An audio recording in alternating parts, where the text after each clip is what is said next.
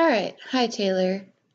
So, as I've been going through your lesson, one thing I want to say is I really like all of the visuals that I've noticed in your lesson. One thing is for this top area up here and then down here, I would say to change them to black font instead of having it be blue. For your lesson description, I would add a little more detail to it as to what the three different types of communities are and then what it is about those communities that the students will be learning about. For your objective, I think it needs to be a little more measurable and maybe include some of the characteristics as to what the students will actually be doing throughout the lesson. And then in your objectives, you need to have a ELL language objective somewhere in here because you only have one for the rest of your students in your classroom, but you don't have one that accommodates for your ELL students. Down here in your lesson plan, I would get rid of all of this extra blue here for these are just parts that you can go through and read that don't really need to be included in your lesson plan. As for your actual lesson plan, once we get down to the focus or the hook,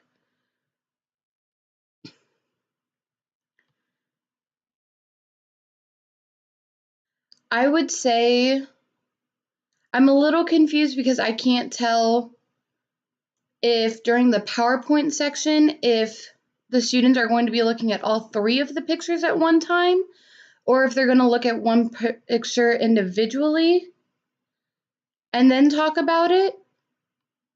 So maybe make that a little more clear. And then somewhere in here, you should have a ELL accommodation, which is something that you can find on the website. And make sure that your picture is something that all of your students will be able to have some type of knowledge towards, because as Wright states in the textbook, in order for all students to learn, they need to have a visual that is appealing to their own senses. So just make sure your pictures aren't just based here in America or are ones that only kids from Texas will know what they are. Make sure that they're pictures that if any student looked at them, they can kind of get a sense as to what's going on. For your content input,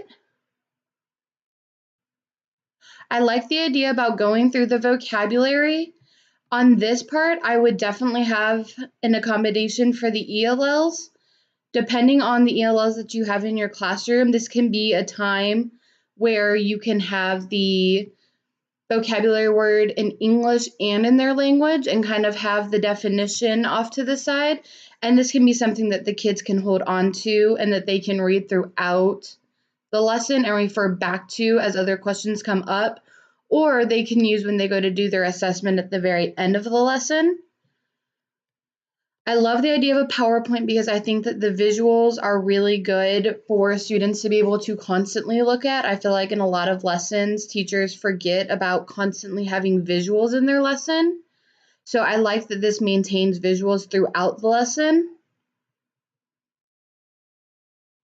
I see on there that you have it mentioned that one thing you guys will discuss about the communities is that it's loud.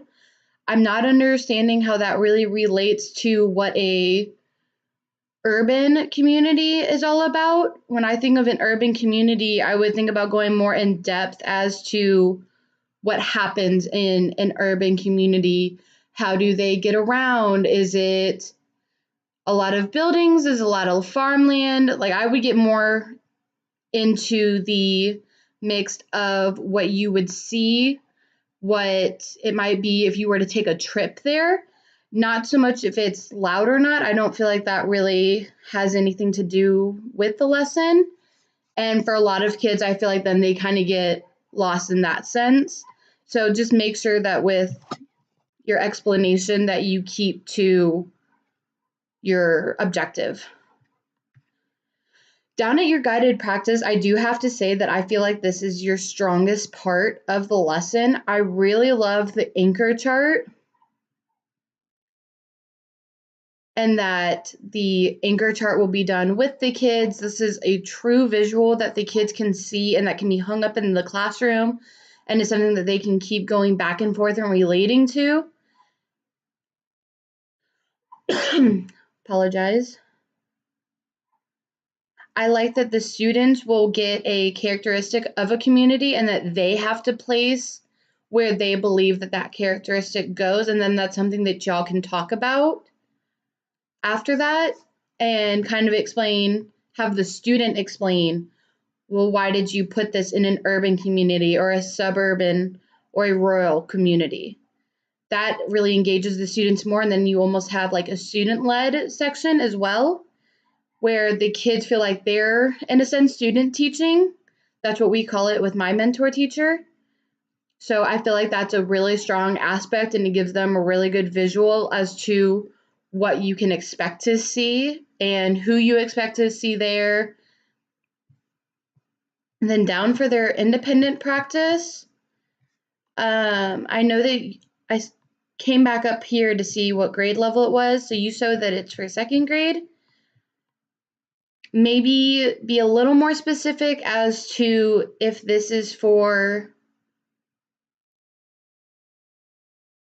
like an exit ticket more than an assessment, because them just having 3 pictures in a word bank, I don't feel like is a very strong assessment of whether the students know it or not.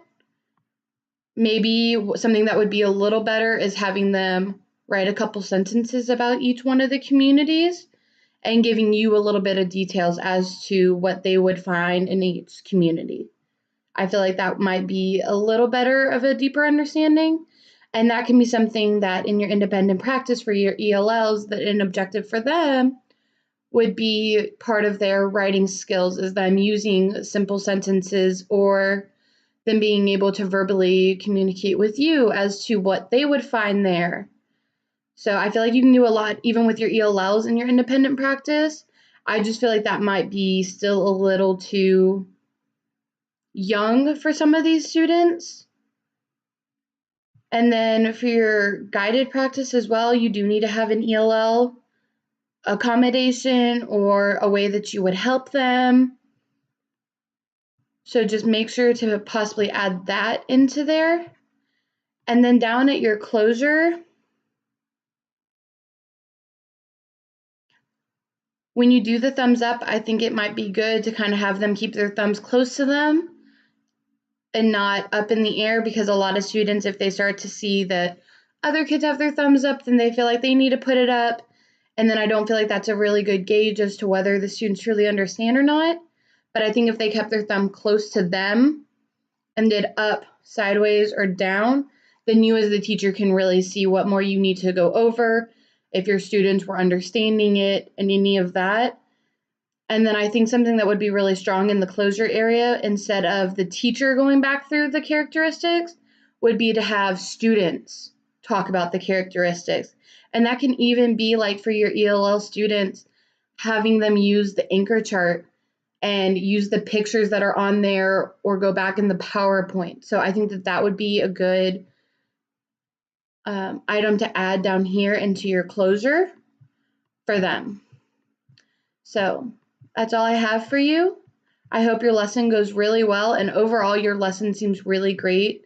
And I love all of the visuals that go into your lesson to help your students.